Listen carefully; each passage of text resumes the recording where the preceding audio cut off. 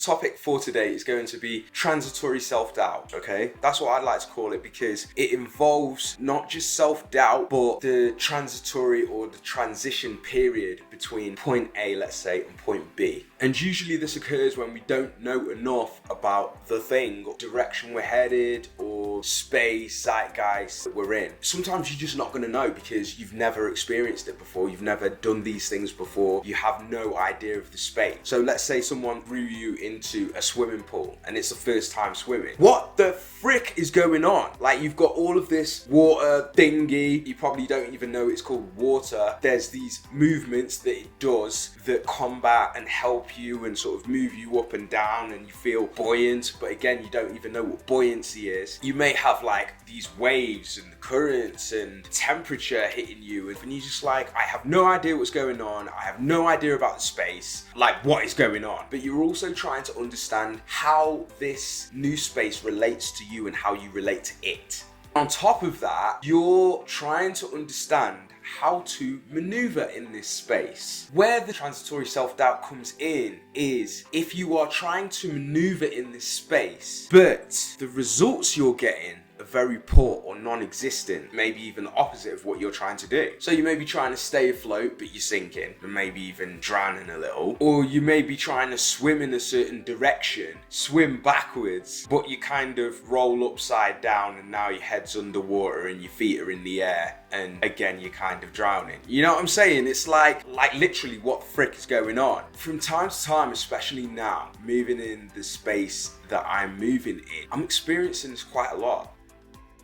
I'm not experienced and knowledgeable enough to know sometimes if I'm making successful moves, if I am learning in this space, if I'm doing well in this space, if these are the steps that you should take in this space. I'm also struggling to define the very, very fine line as to which you should have belief in yourself versus the results that you are getting. So I can believe in myself and I can have self-confidence, self-trust, self-love, self-respect, and be like, right, okay, we are gonna lock this. But when you're getting not very good results over what you deem as a long period of time, where do you sort of draw the line and you're like, oh, okay, I freaking suck at this, my self-belief is not warranted, and I just suck at this. When you're questioning yourself like that, that's the point at which self-doubt comes in. Enter new fighter or new character. First name self, his second name's doubt. Because you don't know enough about space. You're getting results that you don't deem good.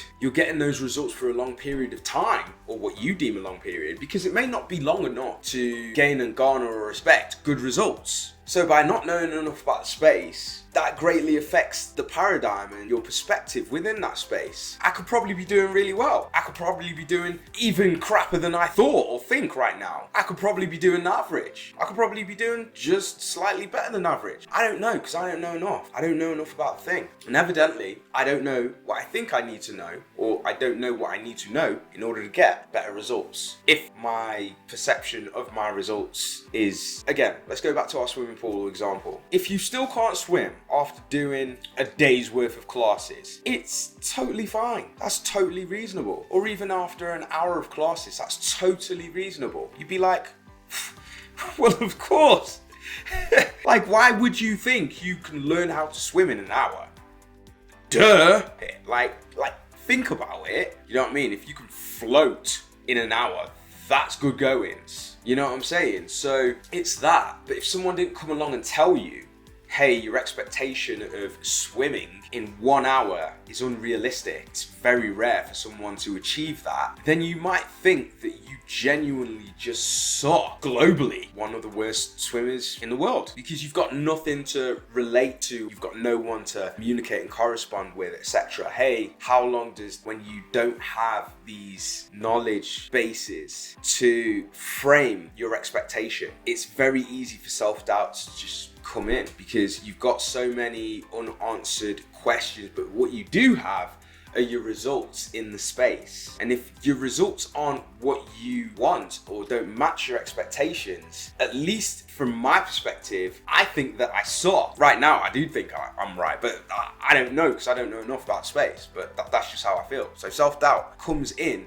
when you don't know enough and you're getting, or what you may deem as, negative results. So it's that transitory period that I find very interesting, because it's like, then when self-doubt comes in, you can and probably should counteract self-doubt with self-belief, but that transitory line defines whether that self-belief is self-belief or delusion, because you're ignoring the results to a certain extent. Problem is, I don't know enough to know where that transitory line lies. If the self-belief that I am implementing within myself to counteract the self-doubt is delusion versus how much of it is actually self-belief. So then you're like, maybe I shouldn't have that much self-belief, because the results are the results.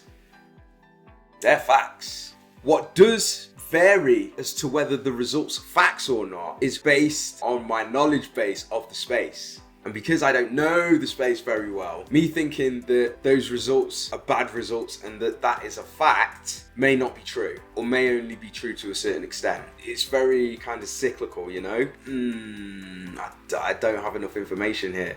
Guess where that leads? Enter new character, and his name is self-doubt. You know what I'm saying? So yeah, it's a really interesting dynamic, man. I did make a video a while back that said it is much better to overcompensate with self-belief past and to the point of delusion, and the only exception to that is if the consequences are very, very serious. So for example, if you were conducting an operation, a very serious operation, on someone, it would be best to not operate that way, because obviously there are serious consequences for screwing their operation up.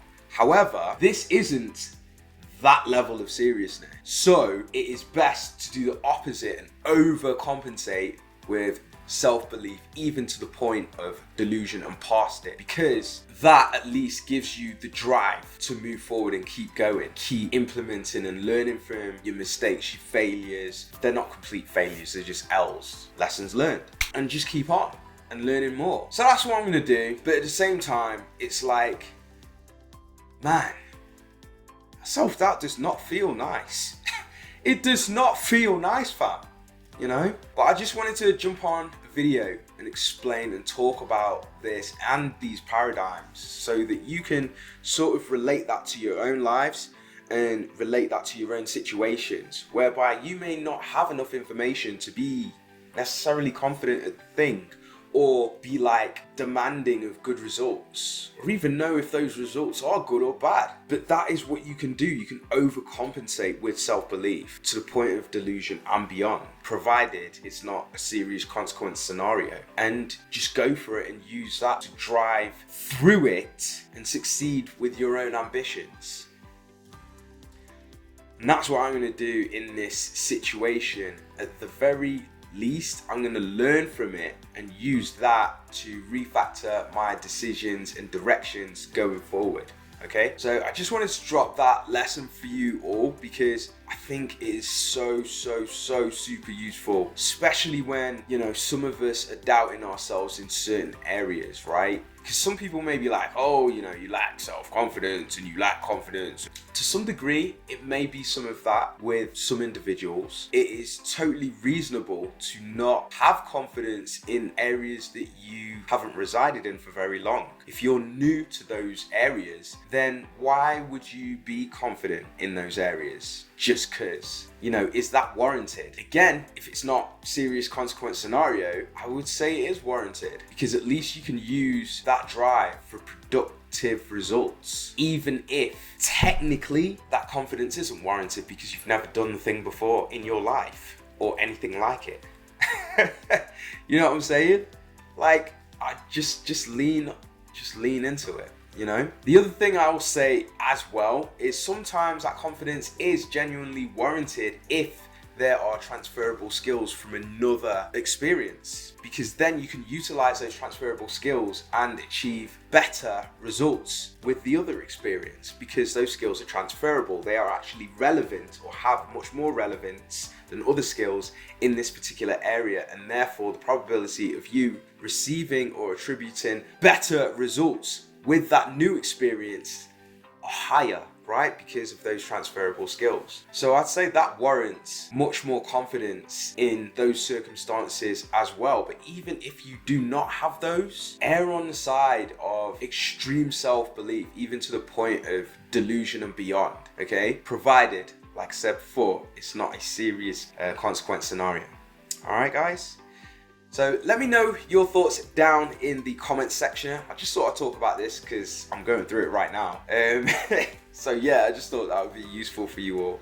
And I'm gonna do that for myself as well. It's difficult to do because obviously it's not like self-doubt goes away. Player number 3 is still about, but it's kind of like you've got to overcompensate. You don't got to, but I think it's better to overcompensate in this circumstance and just go for it. You know what I'm saying? Just push through. So yeah, guys, thank you anyways for watching today's video. Really appreciate you all and love you guys. Hopefully this helps your lives, situations that you're currently going through or may go through in the future, etc. And yeah, man, just want the best for you guys. So love you all. Thank you so much for watching today, and I'll see you all for the next video.